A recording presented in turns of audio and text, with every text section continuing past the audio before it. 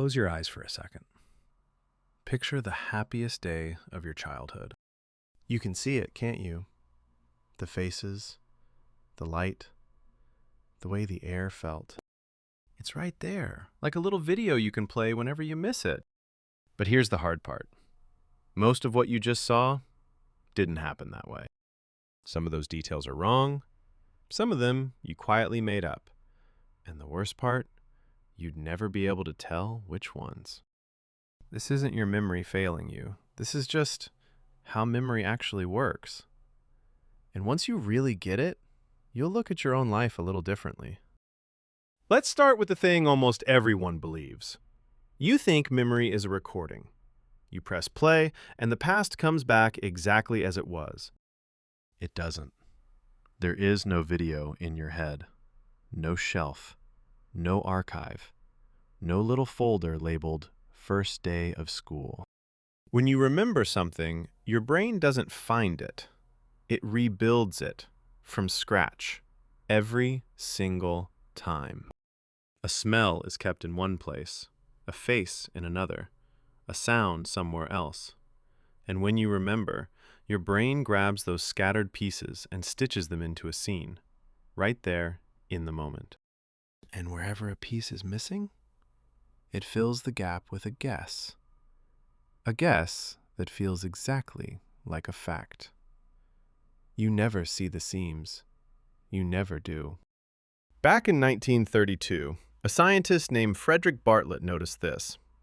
He read people a strange old folk tale, then asked them to retell it. Days later, weeks later, months later.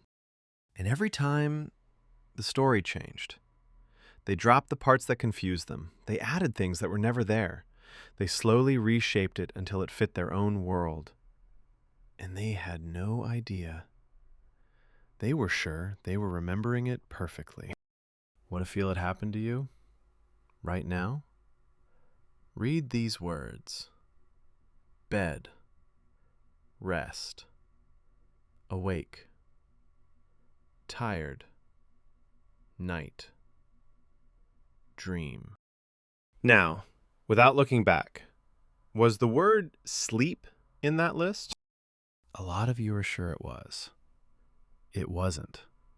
Your brain saw the pattern, decided sleep belonged, and handed you a memory of a word you never read. That took 8 seconds. Now imagine what 30 years does to a childhood. But it gets stranger, because you don't just bend your old memories. You can be handed memories that never existed. In the 90s, a researcher named Elizabeth Loftus did something that should honestly scare anyone who trusts their own mind. She gave people 4 stories from their childhood, collected from their own families. 3 were true. 1 was completely fake. The fake one said they've gotten lost in a shopping mall at age 5. It never happened, not to any of them.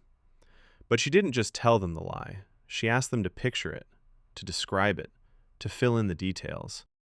And within days, about 1 in 4 people started to remember it. Not vaguely, vividly. The fear, the crowd, the kind stranger who found them. They added things she never even said. These memories were pure fiction. And people held them with the exact same confidence as the real ones. She showed how little it takes, too. She showed people a video of a car crash. One group was asked how fast the cars were going when they smashed, another when they hit. Same video, 1 different word. The smashed group remembered it faster, and a week later, they remembered broken glass on the road. There was no glass. 1 word rewrote what they saw with their own eyes. And it doesn't even stop at things that are possible. In one study, people saw a fake ad for Disneyland with Bugs Bunny in it. Afterward, many of them warmly remembered meeting Bugs Bunny as a kid, shaking his hand, hugging him. One problem. Bugs Bunny is a Warner Brothers character. He could never have been at Disneyland. The memory was impossible, and they swore it was real. Now, think about your very first memory. The earliest moment you can reach. there's a real chance it never happened. In 2018, researchers asked over 6,000 people about their first memory. Almost 40% described one from before the age of 2, when the brain physically can't store memories that last. Those weren't memories. They were little scenes your mind built from a photo or a story someone told you, and then cast you in. Your oldest memory might be a film your own mind quietly made for you. So why is memory built this fragile? Here's the part that gets people. In the year 2000, a neuroscientist named Kareem Nader found something incredible. Every time you pull up a memory, your brain has to take it apart just to look at it, and for a short moment, it goes soft, editable. And then your brain saves it again. But it doesn't save the original, it saves the version you just rebuilt, with today's mood baked right in. Which means you're not remembering the event. You're remembering the last time you remembered it. A copy of a copy of a copy. So the memories you return to the most, the ones that feel the most real, the most yours, those are the ones you've rewritten the most. Your most precious memory is your least accurate one. And if memory bends this easily, there's an obvious question. How would you ever know? The answer is, you wouldn't. And we can prove it.